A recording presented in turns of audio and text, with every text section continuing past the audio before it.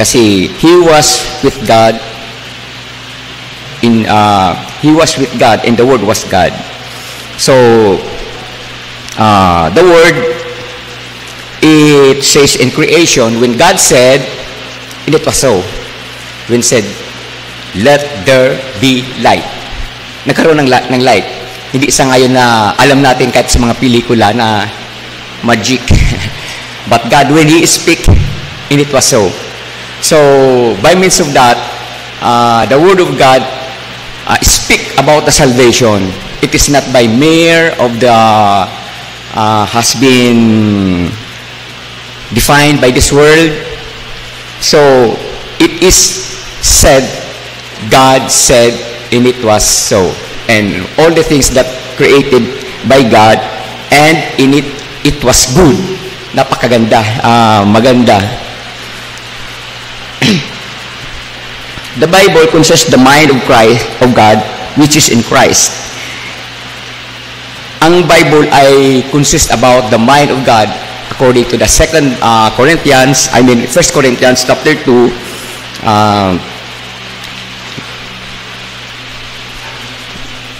verse 16. For who hath known the mind of the Lord, that he may instruct him? But we have the mind of Christ. So, we have the mind of Christ. Only those who reveal to a person that God is God, it is by means of accepting Jesus in his heart. The world cannot accept the Holy Ghost because it neither sees Him. Hindi nakikita ng mundo. But when Jesus come into your heart, He is the one who is going to reveal what is God is. For we have the mind of God. Sabi sa Revelation 3:20, behold, I stand at the door and knock. If any man hear my voice, I will come into him and sup with him. Behold, I stand at the door and knock. If any man hear my voice and open his door, the door of his heart, I will come into him and sup with him, and he with me. Pag si Christ ay nasa heart na natin, we have now the mind of Christ. Kasi, sabi nga sa John 14:26, but when the Holy Ghost will come upon you, He will teach you all things. Tuturuan niya tayo, yung Holy Spirit, tuturuan niya tayo for who is the Lord Jesus Christ. Because the Holy Spirit is now exalting Jesus Christ as Savior because He is obedient. Napaka-obedient niya. So, the Holy Ghost, it is the one who teaches us. But the world, sabi nga ni Christ, the world cannot see the Holy Spirit so that they don't know Him. Hindi nila kilala ang Holy Ghost. Makikilala lang nila yung Holy Ghost when Jesus come into their hearts. The Holy Ghost teach us that salvation is only in Christ. It is only the Holy Ghost who teach us that only Jesus Christ is the Savior. Sabi nga sa John 3:16, for God so loved the world that He gave His only begotten Son, Jesus Christ, that nandun na yung condition, whosoever believeth in Him should not perish in hell, but have everlasting life. Sapagkat gayon na lamang ang pag-ibig ng Diyos sa sanlibutan, ibinigay niya ang kanyang bugtong na anak na si Jesus Christ, that kung sino man sa kanya ay sumampalataya ay hindi mapahamak doon sa impyerno, kundi magkaroon siya ng buhay na walang hanggan. Although, yung sinasabi ni Jesus na eternal life, talagang spiritual yun. Kasi lahat naman tayo ay mamamatay dahil sa flesh nga. Kasi ang flesh natin ay makasalanan. Maging si Christ nga, di ba? Namatay siya in the flesh, but on the third day, He rose again. Kaya nandun na conquer ni Jesus Christ yung death. So, those who have faith in Christ, ganun din mangyayari. He will come to life. Sabi nga sa John 11:25, I am the resurrection and the life. He who believe in me shall never see death. And makita, he will never taste death. Although namamatay man siya ay mabubuhay. Kaya Jesus Christ is the example. He is the firstborn who rose from the dead. Sabi sa I think it is in Corinthians, na si Jesus Christ lang ang firstborn. Kaya nga siya ang pinaka-firstborn natin nabuhay sa mga patay. Tapos, yung mga kay Christ, automatic, yung mabubuhay in the flesh, mag-unite yung flesh, pero yung spirit niya, diretso kay God. Kaya, napakaganda na malaman natin ang mystery ng Word of God. So, we are studying the Word of God. This is the continuation last Sunday. And the world doesn't know the Lord Jesus. Ang mundo, hindi nila nakikilala si Jesus. Hanggang sa ngayon. Kasi in John 1:10 and 11, He came to the world and the world knew Him not. Hindi siya nakilala ng mundo. Kaya nung isinilang siya ni Mary doon sa Bethlehem, walang nakakilala kay Jesus Christ. Nagkakatok may pera naman nadala si Joseph para pambayad sa inn, ngunit di siya inaccept ng magandang room kasi buntis siya di ba? At isinilang siya, nilikha niya ang mundo, ngunit isinilang siya sa manger. Ano yung manger? Yung sabsaba ng mga hayop. Imagine, that is a very humble situation of the Lord Jesus Christ. He came to His own, and His own received Him not. Hindi siya tinanggap ng Kanya. Kaya nga doon sa Matthew chapter 23, when Jesus said, "O Jerusalem, Jerusalem, thou killest the prophet, and stonest them that sent unto you. How long I gathered you, like a children gathered here." Tingnan natin. Matthew 23. Kasi ito yung sabi ni Christ sa mga Jew, sa Jerusalem. Matthew chapter 23. Napakaganda kasi ito, pinapisin ni Christ na hanggang ngayon hindi nila nakikilala si Jesus Christ. Matthew 23, verse 37, 38, and 39. O Jerusalem, Jerusalem, that thou killest the prophets, and stonest them which are sent unto thee, how often would I have gathered thy children together, even as a hen gathered her chickens under her wings, and you would not. Behold, your house is left unto you desolate. For I say unto you, ye shall not see me henceforth. Ito na, hindi na siya hanggang sa ngayon, hindi sila nakikita. Ye shall not see me henceforth, till ye shall say, Blessed is he that cometh in the name of the Lord. It is the Lord Jesus Christ. Hindi nakikilala hanggang ngayon ng mga ito. Pero as a chosen people yung Israel, may pangako si God na i-restore sila. But sa ngayon, di pa nakukumpleto yung count ng Gentiles. Tayo ang Gentiles When we, apart from the Jewish, ano ba yung tawag? Yung lahi, ay di pag nakumpleto yung count ng Gentiles, hindi babalik si Jesus Christ and then para ma-restore in Jerusalem. Pero pangako niya, kasi sa prophecy ni Zechariah, i-restore niya talaga ang Jerusalem. He will set his foot on Mount Zion. Doon na si Christ. Doon na makikilala. Ito yung pinakahuling sabi ni Christ doon sa, Ye shall not see me henceforth, till you say, Blessed is he that cometh in the name of the Lord. Kaya ngayon ay nasa old teaching, mga ewan kung Judaism ata yan. Hindi pa nila naghihintay pa sila ng Messiah. Kasi doon nga naka-prophecy sa John 1:10 and 11 na he came to his own and his own received him not. Di nakilala si Jesus Christ. Hindi siya tinanggap. Kaya nga pinakao siya sa krus Pero that is the mission of the Lord Jesus Christ, to save us from sin by His death. He nailed our sins on the cross.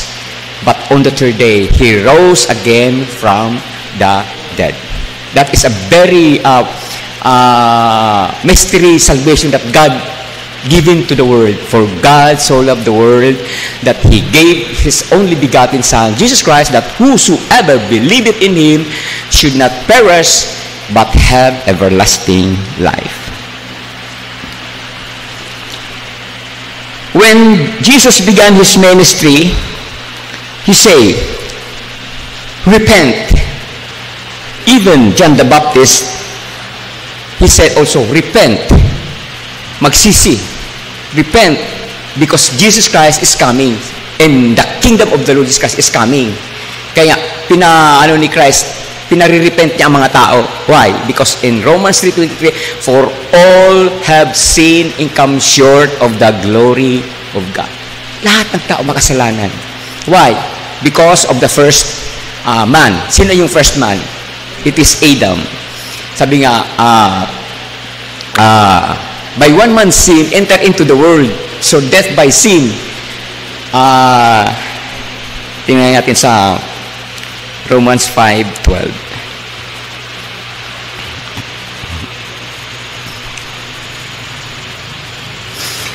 Sabi dito sa Romans 5:12, wherefore, as by one man's sin enter into the world, and death by sin, and so death passed upon all men, for that all have sinned. Pass hanggang sa ngayon. Kaya palang tao namamatay eh. Because of sin. Hindi yung rason na, ay nasa kasaan niya si namatay, si Gundino. O kaya inatake sa puso, o si Dalmasio. Namatay niya sa puso. No, namatay sa because of sin. Pangalawang rason lang yung aksidente. But the first reason for all have sinned, for the wages of sin is death. Sin. Hindi sins. Singular. Isang kasalanan lang, kamatayan ang kabayaran. It is by the disobedience of the man. Si Adam, hindi siya nagnakaw. Hindi siya nagsinungaling. Hindi siya basta yung kasalanan na tinatawag, disobedience lang. Isang sin. And death pass upon all men and this present world. Kaya ang tao namamatay. But Jesus conquered that death. The first Adam brings death, but the second Adam brings life. Buhay ang binigay ni Jesus. On the third day, He rose again. So, napakaganda na it is by the Lord Jesus Christ. Imagine, He is God. Diyos siya. Siya naglikha ng mundo. Mamatay lang siya sa krus para sa ating kasalanan. That is why God so loved us very much. For God so loved the world. Yung intense na so, makita natin doon ang pag-ibig ng Diyos sa atin lahat. Yung mga naglalasing dyan, mahal sila ni God eh. Mahal sila.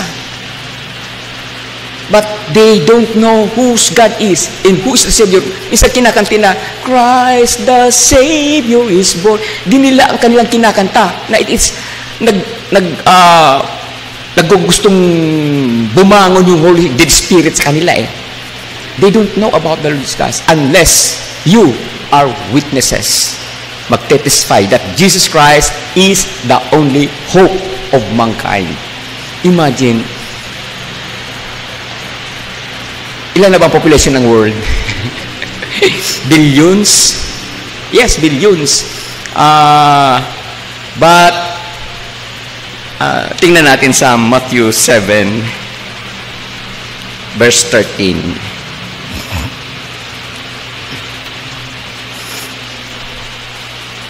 Sino piling bumasa? 13 and 14. Hiring ko si Sister Marika para sa pagbasa ng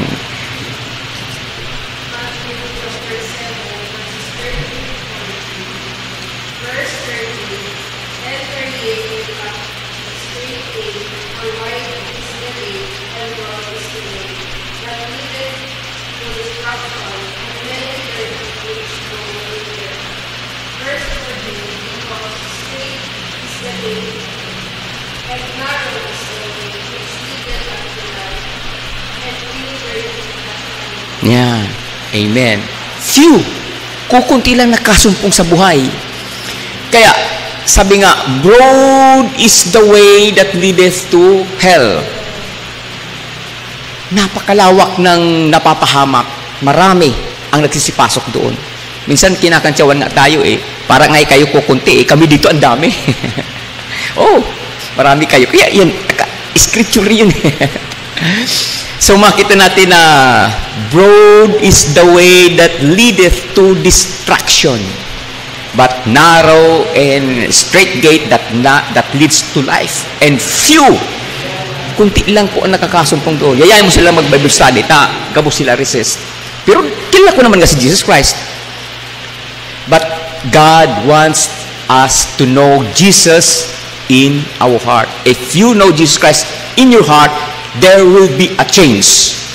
But in the knowledge, hidden knowledge, there is no changes. Kaya, God wants us to see Jesus by faith in our heart. Because He is in our heart. Behold, I stand at the door and knock. If anyone hear my voice and open his door, I will come into him and sup with him. And John 1:12, but as many as receive Him, to them give He power to become sons of God, even to them that believe on His name. Kung sino lang ang tumanggap sa Panginoon, iyon ang tinagurian ng maging sons of God. Anak ng Diyos. Kasi dalawa lang naman ang tao dito sa mundo Anak ng Diyos and then anak ng Diablo. And John 8:44, ye are the father of your devil. Sinabihan ni Jesus Christ sa mga tao because they don't recognize Jesus Christ. They always accuse Jesus Christ a false savior. But Jesus sabi niya, the scripture testifies about me, the coming of the Savior. Even in Genesis chapter 3, na pangako ng Panginoon na i-restore niya yung salvation. When Adam falls, He immediately provide a salvation. But makita natin ang salvation talaga ay mystery sa isang tao. Kaya nga, iyan ang tunay na miracle. Hindi yung mga nakikita na lang na may nakita silang image sa yan. Minsan sa puno ng saging, may imahe na bumili na pirang sandusin ng kandila. Makakita lang sa walkie mukha, na kandila, pinatintihan na kandila. That is a false sin by these people. They don't know about God. Christ is shouting on Calvary when said, it is finished. Tinapos ko na ang salvation nyo. It is finished. Bakit perfect praise yung it is finished? Sino ang magaling sa English grammar? Dapat, it was finished. But it is finished. Yung it is finished, yung finish, ed, past tense. But yung s is present tense. Why?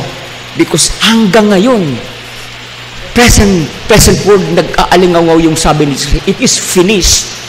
Kaya yung the word na it is finished, perfect praise and Jesus Christ. Dapat malaman na yung mga magaling sa ako, medyo mahina ako sa English. But it is a perfect praise. Imagine, God is so grace that worthy to be praised and to be worshipped.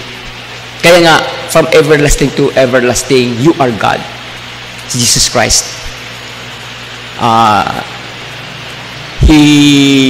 His thoughts cannot be fathomed. Di natin kayang idig. Kaya, submit yourselves to God para i-reveal niya yung mind ni Christ para sa atin. Makilala natin ang lubusan si Jesus Christ. It is the Word of God.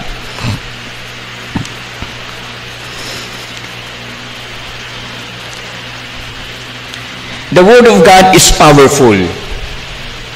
In Hebrews 4:12, sinong piling bumasa?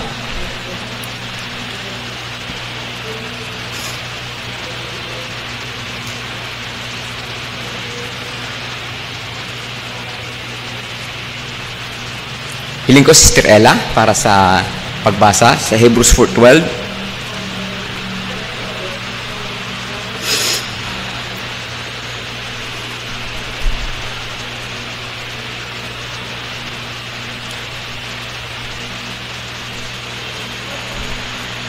Hebrews 4:12.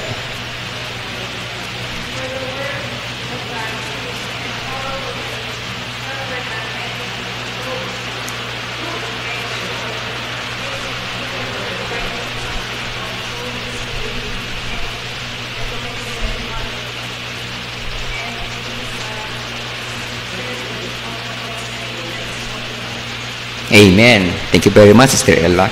For the word of God is quick and powerful and sharper than any two-edged sword, piercing even unto the dividing asunder of soul and spirit, and of the joints and marrow, and is a discerner of the thoughts and intents of the heart. Two-edged sword, powerful. Dalawang talim. Earth and heaven, or heaven and earth. Dalawang talim yan na kayang mag-convict ng mga tao, dividing a soul and asunder of soul and spirit. For the word of God also a discerner. Alam niya ang isip ng tao at kung ano ang intention niya at kung ano ang plano niya at kung ano ang nasa isip niya. Alam ni God yan. Sabi nga sa verse 13, neither is there any creature that is not manifest in His sight, but all things are naked and open unto the eyes of Him with whom we have to do. Kita ni God yan, lahat ng mga tao. God, the Word of God is powerful. Kaya nga, sabi nga sa na ang kanyang word ay, is not my word just like a hammer can break into the stone into pieces? Maso na kung gaano man katigas ang isang puso ng isang tao, pag inano mo ng word of God, lumalambot yan. Kasi ang tao talaga, they are hardening their heart because of the rudiments of this world, the philosophies of this world, and everything. But God revealed it to the humble man, yung mga nagpapakumbaba. Kaya, when you, sabi nga sa when you hear the word of God, harden not your heart. Huwag na nating patigasin ang ating mga puso kapag narinig mo ang word of God, kasi iyon ang magbibigay sa iyo ng life, buhay. Sabi nga sa Jeremiah 29, di ba? Sa chapter 29 na God's plan is not to give us on a wicked mga evil plans, but to give you an unexpected end. Makita natin na ang gustong ibigay ng Panginoon sa atin ay abundant life. Sabi sa John 10:10, abundant life. Ngunit ang tao hindi nila experience yan niya na abundant life. Why? Because of sin. It is the devil who blinded their eyes in 2 Corinthians chapter 4. Blind ni devil ang eyes ng world. Kaya nga, imagine ay billions of population of the world will perish kapag hindi sila nag-repent. Don't you know, God is coming. The Lord Jesus is coming soon. He is at the door. Iyan ang minsan yung lecture ni Pastor na dalawang phase yung pagbalik ni Christ. Yung phase 1 ay hindi siya makikita ng world. Only those who believe, those who trust God, those who have a faith, yung sumasampalataya lang sa Panginoon. Ngunit ang word ay hindi siya makikita. Yun ang phase 1. But the phase 2, doon na siya makikita. Sabi nga sa, I think in Revelation, that all eyes will see Him. Lahat ng tao makikita na siya. Sa phase 2 na yan. Bakit lahat ng tao? Paano yung mundo pagadi? Kasi He is coming from the clouds. Why? Titilibayas siya eh. Lahat ng mga TV, siya ang laman talaga yung glory ni God na bababa sa heaven. Tilibayas siya eh. All eyes will see Him. Wala. Kahit na mga bata, makita nila talaga si Jesus Christ with us.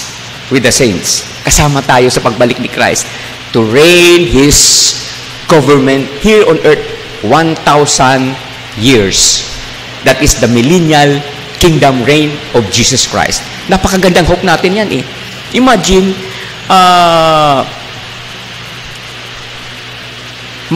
mag-govern tayo dito eh. I-assign ni Christ, ikaw mayor ka ngayon Santo Domingo, ikaw mayor ka sa Legazpi, ikaw governor ka ngayon. Lahat, perfect government by the Lord Jesus Christ. He is the one who lead the world 1,000 years. Napakaganda na dapat malaman ng Christian na encouraging word. The word of God tells us to submit ourselves to God. The word of God tells us that we must submit ourselves to God. Sabi sa James 4:7.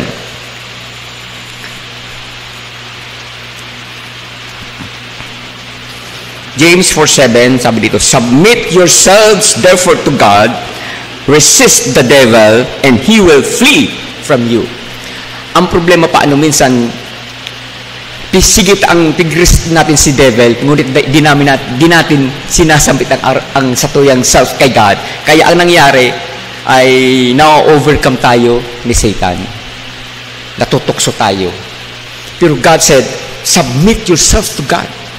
Ibigay natin muna ang ating self kay God and then resist the devil. And what happened to the devil? He will flee. That is the powerful word of God. Kaya, minsan may nakita ko na kahit ako ngayon pwede ko mabago ang sarili ko. Dahil na nga ako mainom kialak, dahil na ako masagip sigarilyo, nagibo niya 1 month, pero kailangan after 1 month sigarilyo giraray siya. Why? Because they don't know about that. They have not submit himself to God. Akala niya, mababago niya ang kanyang sarili sa pamagitan niya. That is self-righteousness. Yung sarili niya.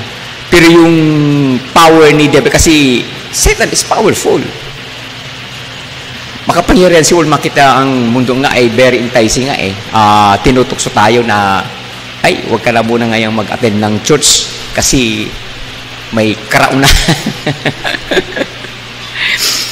Imagine, look at the chairs. Kasi may happenings din sa mundo ngayon. But it is the way of the world, the way of the tradition of the world. But sabi nga ni Jesus Christ, you nullify God by means of your tradition. Sinasawalang saysay nyo ang Word of God rather kang ining tradition natin. Kaya nakakalungkot. They think that they are serving God, but their gods, the only true God, they don't know Him. Nung nangyari na ito dahil sa Tower of Babel, di ba na-share ko na ito nakarang yung religion, one world religion, yung kay dinilt ni Nimrod na Tower of Babel. They have one languages, but the Lord confused their languages. Doon sila nagkawatak-watak. But the eyes of the Lord is only in the line of the chosen people. From Adam to the Lord Jesus Christ. David, Abraham, yung line. But the world full of maraming tao, but His eyes is only for the chosen people. Nandoon. Hinayaan lang ni Lord yung mga tao talaga. Why? Because may mga pigigibusin ng law. According to their law, ang law paano ng mga mundo na puro good. Hindi naman evil. Maski wicked yung tao yun, ang kanyang law ay only for good. But the Word of God brings us life and hope of eternal life. But the law of this world only to do good in this world. Sabi nga sa 2 Corinthians 15, chapter 15, if in this life we have hope in Christ, we are all most men miserable po ang buhay ng tao dito sa mundo. Kaya dito ang nakatuon ng kanilang bagay sa mundo na okay lang nga yan, mapatapos ko lang nga ang aki ko. Turong aki, naging doktor, engineer, politiko. Patakaw-tukaw na sinang ako, pakayab-kaya. But the Lord said, today, your soul will demand. Ano pa ang pastukaw-tukaw niya? Tranquilo na. Sabi nga sa James 4:14, for what is your life? It is even a vapor that appeareth a little time and then vanisheth away. Ang buhay ng tao, napakaiksi lang. Na parang usok sa sinaing. Alam mo yung usok ng sinaing kapag nagsaing ka, bulugat-buga. Pag binuksan mo, may minaluwas na steam, pagkatapos nawawala. Iyan ang buhay ka tao, napakaiksi lang. Napakaiksi. Mag-inad ka lang kay sisinta, grabe ka nang namamatian. Pero, how much you compared your life in eternity in heaven. Habang buhay doon, kaysa doon sa kapahamakan. Kaya, dito sa mundo, we are only pilgrimage. We are just only passing by in this world if you have Jesus Christ in your heart. Kaya napakaganda na ma-realize natin talaga yung salvation about the Lord. Sabi ni Peter sa 2 Peter 1:10, wherefore the rather, brethren, make your calling and election sure. Siguruhin yung ligtas ka. 2 Corinthians 13:5, examine yourself whether you be in the faith. I-examine mo ang self mo kung nandiyan ka sa pananampalataya sa Panginoon na meron kang buhay na walang hanggan. John 6:47, sabi doon, verily, verily, I say unto you, he that believeth on me hath everlasting life. Meron na. Hindi magkakaroon na, meron na. Kapag ikaw ay sumampalataya sa Panginoon, verily, verily, I say unto you, he that believeth on me hath everlasting life. Katotohanan, katotohanan, katotohanan. Ang sumasampalataya sa akin ay may buhay na walang hanggan. Meron na. So, ano pa? Hintayin na natin ng Panginoon. Sino pa sa inyo nagagalak sa pagbalik ng Panginoon? Amen. You have the crown of ano ba yun? Tingnan natin sa James 4:8.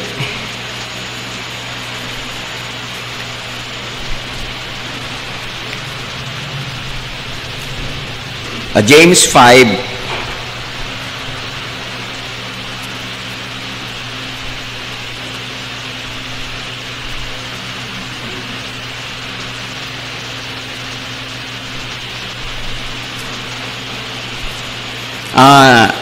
2 Timothy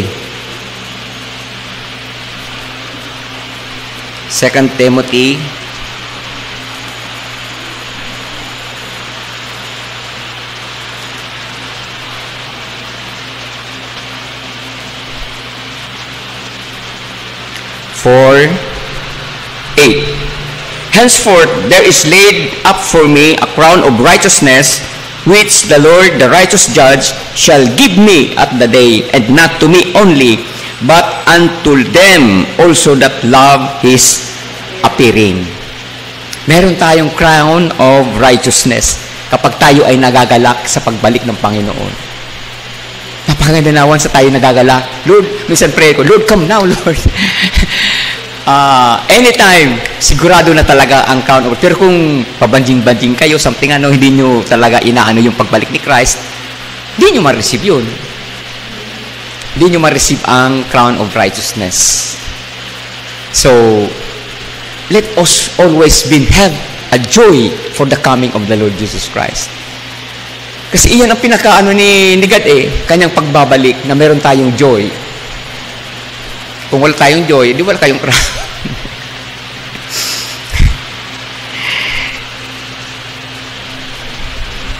May 1 minute pa tayo, no? The Word of God tells us to confess our sins to Jesus in 1 John 1:9. The Bible tells us that if we confess our sins, He is faithful to forgive us our sins and to cleanse us from all unrighteousness. Tingnan yung maigi ang verse na to. Lahat yan present tense. Walang past tense, walang future tense. Present tense. Every day, confess your sin to the Lord. Minsan may mga sin tayo na hindi natin alam. Yan sabi ni David. Dapat i-confess natin yun na naka-offend pala tayo sa mga isang kapatid natin. Di natin alam yun. Akala okay lang. Iyon magkukos ng filthiness sa'yo. Kaya confess your sin every day to the Lord. Kaya nga, when we may in-assign tayo mag-pray, di na aalis yung Lord, forgive us for our sins. Because sometimes we don't know that we sin against God. Di natin alam yon. May mga sin na alam natin, immediately confess it to the Lord. But never neglect the sins that you do not know. Then, as we are still in this sinful nature, we always commit sin. But your sins, you're no longer to throw to hell. Di ka na papuntahin ni Lord sa hell because you have already the Lord Jesus Christ. But the sins will entangle you. There is a tumagiktik. Alam yung tumagiktik? Masakit yun eh. Alam mo, kapag lumalayo ka sa Panginoon, ang stick na yun, malakas ang palo. Pak! Pero kung pag pinalo ka ng Panginoon, yumakap ka sa Kanya, unti na lang unforced na mararanasan mo. Kasi nakayakap ka sa'yo, walang force eh. Pero kung may distansya, lumalayo ka, makusugo ng palo niya eh. Kaya, when you sin, come to God. Come near to God.